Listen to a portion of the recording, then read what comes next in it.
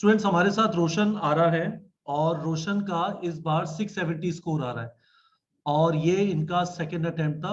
First attempt में 595 score था। तो इंटरेस्टिंग स्टोरी है। मैं आप लोगों से शेयर करना चाहता था, रोशन से पूछना चाहता था कि क्या किया, क्योंकि फर्स्ट अटेम्प्ट में 595 एक तरीके से बड़ा पेनफुल सा स्कोर है। वो जो दुख दर्द होता है ना कि बस पहुंच गए थे और फिर वापस 16 लाख एस्पिरेंट से लड़ाई करनी है। तो रोशन सबसे पहले ये बताइए कि वो जो डिसअपॉइंटमेंट था यस सर। कि 595 भी आया, उससे पहले वाले साल कट ऑफ 585 गई थी, यस सर। तो वो जो डिसअपॉइंटमेंट था उससे कैसे ओवरकम किया खुद को? सो 595 के भी नहीं होना सर सच्ची में बहुत बड़ा डिसअपॉइंटमेंट था। लेकिन सर फिर मैंने सोचा कि एक और बार ट्राई करके और मेहनत करके क्यों ना और भी बेस्ट कॉलेज में जाया जाए। लास्ट कॉलेज से अच्छा है सही बेस्ट बात है। कॉलेज में। सही बात है। तो आपका यदि 630 नंबर आता तो आपको एनडीएमसी मिल जाता और अब यस सर। आपको सफदरजंग मिलेगा। Yes sir. तो शायद जो ऊपर वाला करता है हमारे भले के लिए करता है, उस समय बहुत दर्द यस होता सर है। बिल्कुल यस। आप मान गई हैं कि ऊपर वाला जो करता है अच्छे के लिए करता है। अच्छा, तो आपने हमारे कौन कौन से कोर्सेज ज्वाइन किए थे? सर मैंने आपका achiever course, short duration revision course और मास्टर क्लास और बायोलॉजी का ज्वाइन किया था। 3 कोर्स ज्वाइन किए थे। ओके। यस। तो ये बताइए, अब आपने तैयारी वापस चालू की तो 1 महीना तो एग्जाम के बाद खत्म हो गया, रिजल्ट से पहले तैयारी हो नहीं पाती चाहे कितना भी सोचो, यस है राइट ना? सर। और एक उम्मीद भी होती है हो जाएगा। आपने काउंसलिंग कराई थी अपनी या हाँ काउंसलिंग कराई नहीं थी? सर नहीं काउंसलिंग नहीं करवाई थी। अरे वाह! काउंसलिंग कराई नहीं कि होगा नहीं तो जाओ मत, नहीं टाइम खराब मत करो। हाँ फिर ये सर प्रिपरेशन में लग गई थी मैं। ये टफ डिसीजन है। This is not an easy decision but probably it was the right decision, क्योंकि आप काउंसलिंग कराती तो 2 ढाई महीने और निकल जाते, उसमें यस उम्मीद सर। उम्मीद बने रहती है। ठीक है। तो अब आपने क्या किया? जीरो लेवल से स्टार्ट किया ये मान के कि आपको कुछ नहीं आता, या फिर आपने कुछ सेग्रीगेशन कर लिया कि ये वाले चैप्टर अच्छी तरह आते हैं, इनके पहले सवाल लगा लूंगी, बाकी चैप्टर्स को पूरा जीरो लेवल से स्टार्ट करूंगी, या सारे चैप्टर जीरो से स्टार्ट किए? नहीं सर कुछ कैप्टस थे जो मेरे पहले से बहुत स्ट्रॉन्ग थे तो उससे मैंने अभी पहले स्टार्ट कर दिए थे और जो बिल्कुल ही कंसेप्चुअल थे और जो मेरे कंसेप्ट में थोड़ी प्रॉब्लम थी उससे बिल्कुल ही जीरो लेवल से शुरू किया था मैंने। हैंड रिटन नोट्स बनाए थे, लेक्चर्स देखे थे और फिर क्वेश्चन प्रैक्टिस की थी। मुझे वापस बताइए, जो चैप्टर आपने जिसमें आपको बहुत ज्यादा कॉन्फिडेंस था, ऐसे कितने चैप्टर थे आउट ऑफ 96 अंदाजा? सर अंदाजा में 30 मान लीजिए जो बिल्कुल ही एकदम मतलब छूने की जरूरत नहीं थी ऐसा मान लीजिए। तो आपने क्या किया? उनको छूने की जरूरत थी और आपने सच में नहीं छुआ या थोड़ा बहुत छुआ, उसमें सवाल वगैरह लगाए? नहीं सर उससे भी सवाल वगैरह लगाए उससे भी फिर से किया। पर फिर उसको से थ्योरी नहीं की, कंसेप्ट उसकी पूरे पूरी मतलब जड़ में घुस के नहीं पड़े उसे? सर नहीं थ्योरी भी पूरी की लेकिन ज्यादा टाइम नहीं लगा ना उसमें ये कह रही थी। टाइम नहीं लगा उसमें। चलिए, तो हमें थोड़ी इंसाइट दीजिए कि पूरी थ्योरी की और टाइम नहीं लगाया वो कैसे होता है। ये मनी मन हंसने वाली बात हो गई, तो ये समझ नहीं आई। सर मतलब मतलब कुछ पॉइंट्स उसमें मतलब कंसेप्चुअल जो चैप्टर्स थे उसमें कंसेप्ट्स तो याद थे तो सिर्फ रिवाइज करना था और कुछ नहीं करना था उन चैप्टर्स में। कितना टाइम लगता था इन 30 चैप्टर को रिवाइज करने में? सर एक चैप्टर को 3-4 घंटा। तो 3-4 घंटा रिवाइज किया, 4-5 घंटा क्वेश्चन प्रैक्टिस किया, काम खत्म, इस तरह से? Yes sir. Yes sir. Roshan I am sorry, देखो मैं ना इसलिए पूछ रहा हूँ कि ये जो आपका सवाल है ना, ये जो मैं सवाल पूछ रहा हूँ, इस समय पे काफी सारे बच्चे, क्योंकि कट ऑफ अनएक्सपेक्टेडली इस बार भी उतनी आ रही है जो एक्सपेक्टेड नहीं थी, तो काफी बच्चे बॉर्डर लाइन पे अटक गए। लग रहा था हो जाएगा, काफी बच्चे हम्म। बिल्कुल आपके हालात में हैं। हम्म। उनको इस समय पे सारी चीज बिल्कुल इस तरह से पढ़ने की जरूरत नहीं है मानो 200 नंबर आए, है ना? वो कुछ चीजों को तेज पढ़ सकते हैं जिससे बाकी चीजों के लिए ज्यादा टाइम मिल जाए।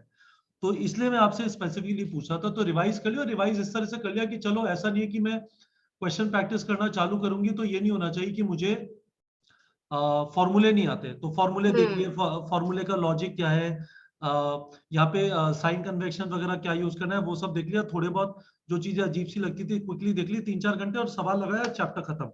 नजर इस हम्म। बात पे है कि 97 चैप्टर जल्दी से जल्दी खत्म करने हैं। आपका सिलेबस कब जाके खत्म हुआ ये बताइए? सर मेरा सिलेबस तो मई से 1 महीने मतलब अप्रैल में खत्म हो गया था। और आपने स्टार्ट कब किया था? अक्टूबर सर एंड में, अक्टूबर एंड में, यस है ना? क्योंकि आपका नीट का रिजल्ट 16 अक्टूबर को आया था। तो यस 16 यस अक्टूबर को उसके बाद ही। रिजल्ट आया। 2 3 4 दिन बहुत जबरदस्त दुखी रही होंगी, रोई होंगी, और उसके बाद कहा बहुत हुआ, पढ़ना चालू कर यस दिया, है ना? यस। तो हम्म। नवंबर दिसंबर जनवरी फरवरी मार्च अप्रैल 6 महीने में 97 चैप्टर्स का डाले। 6 यस महीने में 26 हफ्ते होते हैं, 26 52 104, यानी हर हफ्ते 3 से 4 चैप्टर। यस एक फिजिक्स, एक केमिस्ट्री, एक बायो। यस सर, ऐसे 2 बायो, एक फिजिक्स एक केमिस्ट्री 2 बायो। अरे वाह, बहुत बढ़िया। अच्छा, ये चीज और बता दीजिए कि टारगेट सेट करती थी जैसा मैं रिक्वेस्ट करता था, या उसको आपने एक कान से सुना दूसरे कान से निकाल दिया? सर नहीं, टारगेट तो सेट होता था, वही 4 चैप्टर्स ही होते थे, एक जैसे किसी का इजी रख लिया तो किसी का हार्ड, ऐसे करके सेट करती थी मैं। ठीक है, गुड है। हम्म। अब मेरा सवाल ये है कि कभी आपको तैयारी के बीच में लगा कि आपके बस की नहीं है, फिर से गेम होने वाला है? नहीं सर, ऐसा तो कभी नहीं लगा। बस कभी अगर डिमोटिवेट हो भी गई तो फिर से मैं सोची थी अभी भी टाइम है, अभी भी कर सकती हूँ, तो सर लगे ऐसा ही रहो। हुआ। यस। अच्छा, तो कभी भी आपको शक नहीं हुआ? सर शक तो नहीं हुआ। अच्छा। कभी ऐसा हुआ कि किसी टेस्ट में बहुत पिटाई हो गई, बहुत डिमोटिवेट हो गए? यस सर हुआ है, जिसमें तो चैप्टर्स मेरे ज्यादा अच्छे डेवलप नहीं थे कंसेप्चुअली, उसमें सर बहुत हुआ है, कम आ रहे थे उसमें। तो उस केस में आपका क्या रिस्पॉन्स होता था? उस सिचुएशन को आप कैसे हैंडल करती थी? सर जैसे एग्जाम हुआ वो जिसमें कम आए, उसमें जो टॉपिक्स थे जिसमें मेरा मेरी कम आए हैं या उसमें गलती हुई है, तो सर उसके सारे उस टॉपिक से रिलेटेड पहले रिवीजन नोट्स पढ़ती थी, उसके बाद फिर उसी टॉपिक के सिर्फ क्वेश्चंस करती थी। तो आपकी भी कोई मिस्टेक कॉपी है, जादुई मिस्टेक कॉपी जिसके यस अंदर सर। सारी?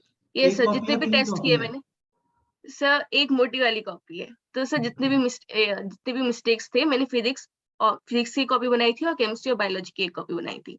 तो जितने भी टेस्ट दिए, जितने भी छोटे मोटे, चाहे जैसा भी हो, पार्ट सिलेबस हाफ सिलेबस, सबके मिस्टेक्स उसमें नोट डाउन करे थे, और फिर लास्ट के 1 महीने या हफ्ते भर में मैं उसे रिवाइज करती थी सारी मिस्टेक्स को। बहुत बढ़िया। ठीक है। तो रोशन, ये चीज बताइए, हमारे कोर्स के अंदर, अचीवर कोर्स के अंदर आपको सबसे अच्छा फीचर क्या लगा?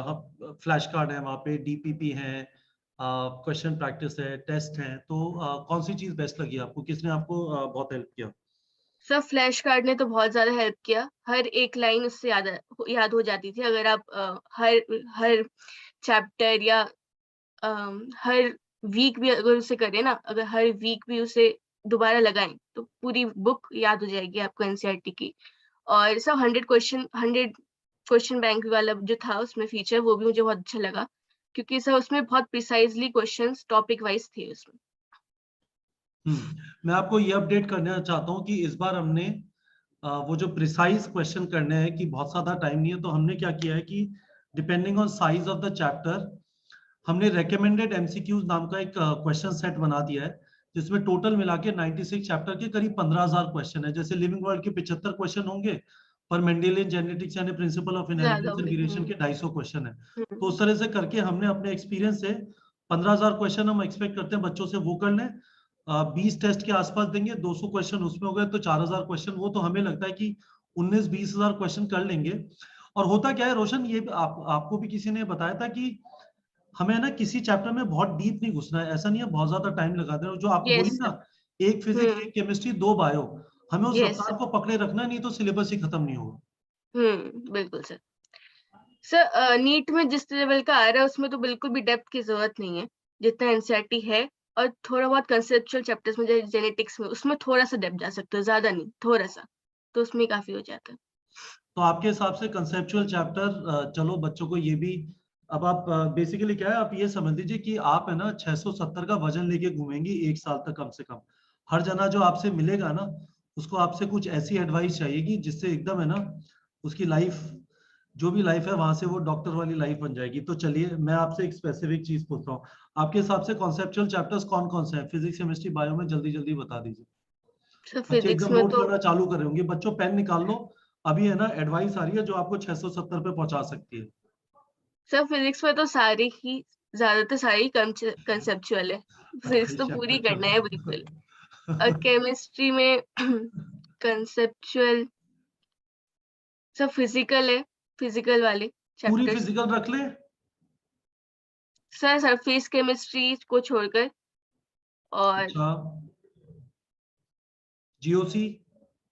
जियो से तो सब बिल्कुल कंसेप्चुअल है। ऑर्गेनिक केमिस्ट्री तो बिल्कुल ही कंसेप्चुअल है, उसमें तो कुछ नहीं कर पीरियोडिक सकते। Table, chemical bonding periodic table conceptual, chemical bonding conceptual।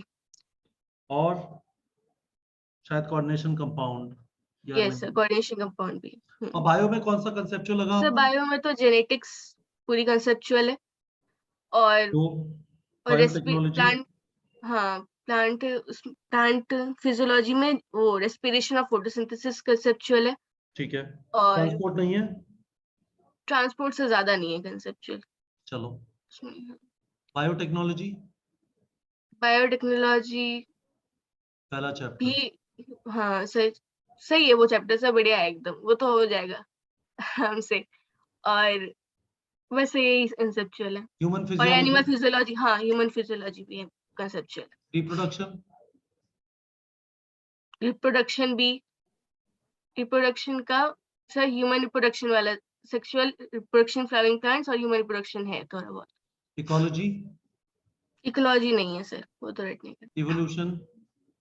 Evolution से जेनेटिक्स से इवोल्यूशन बोला था ना, अच्छा, वही। Genetics and evolution. अच्छा, तो काफी सारा कंसेप्चुअल है, मतलब सच में ऐसा नहीं है कि बहुत तो सारा। ऐसा नहीं, हाँ सर ऐसा नहीं है कि पूरा ही याद करना है हाँ, कंसेप्चुअल काफी। तो मतलब साइंस है, आर्ट्स नहीं है, है ना? यस। चलिए रोशन, आपसे फाइनल सवाल है, बहुत मजेदार इंटरव्यू रहा है ये। तो आपकी सक्सेस में सबसे इंपॉर्टेंट फैक्टर किस चीज का रहा है? क्या चीज वो आपने बदली 595 से 670? हालांकि लगता है लड़की इंटेलिजेंट है, पहली बार में 595 आ गए, 670 तो आने थे, पर असलियत में ऐसा होता नहीं है। आप जानती हैं कि खूब दबा के मेहनत की है, यस और जब तक यस। रिजल्ट नहीं आया था तब तक पता नहीं था क्या होगा, है ना? तो क्या सबसे इंपॉर्टेंट फैक्टर है इस वाले सक्सेस के अंदर आपका? सर सबसे पहले तो मैं ये बोलूंगी कि जो भी नोट्स हो वो हैंड रिटन हो, और किसी और हैंड के ना रिटन हो? ही हो, चाहे हाँ चाहे ऑनलाइन प्रोवाइड भी कर रहे हो, लेकिन आपके हैंड रिटन ही होने चाहिए नोट्स मेनली, क्योंकि वो याद करने में बहुत आसानी होती है। किसी तो और के आप, नहीं होने चाहिए? किसी और के नहीं होने चाहिए, अपने हैंड रिटन नोट्स होने चाहिए। और सर उसे रेगुलर टाइम पे रिवीजन, बहुत बार रिवीजन सर, 650 के अगर आपको अबव जाना है तो बहुत बार रिवीजन करना होगा। और सर प्रैक्टिस टाइमर लगाकर, 1 मिनट पर क्वेश्चन, ऐसे टाइमर लगा के, चाहे वो बायो ही क्यों ना हो, चाहे वो केमिस्ट्री क्यों ना हो, चाहे फिजिक्स क्यों ना हो, टाइम लगा के क्वेश्चंस करने हैं सब बस। और टेस्ट हमेशा, हर हफ्ते अगर दे सको तो दे दो टेस्ट, यही कहूंगी बस। ये लीजिए, बहुत सिंपल सी चीज है। हालांकि इन्होंने जितने आराम से आपको 15 सेकंड में जो चीजें बताई हैं, गुड लक। आप ट्राई करिए, पूरे साल आपको मजा आएगा, रोज दुखी होंगे पर कोई बात नहीं। एंड के अंदर आप उन 45,000 बच्चों में से हो सकते हैं जो 16 लाख में से होते हैं, जिनको गवर्नमेंट कॉलेज में जाने को मिलता है, जिनका सपना पूरा होता है डॉक्टर बनने का। और गवर्नमेंट कॉलेज में आपकी प्रैक्टिस इतनी शानदार होगी, आप सुबह से शाम तक पेशेंट ट्रीट करते रहिएगा, फिर भी है ना 1000 पेशेंट आपके मतलब हॉस्पिटल के बाहर जो भी घास वगैरह है वहां पे इंतजार कर रहे होंगे, है ना? तो best of luck Roshan. Hopefully आपको थैंक यू सर। जो टारगेट कर रही हैं आप, सफदरजंग मिल जाएगा। Yes sir.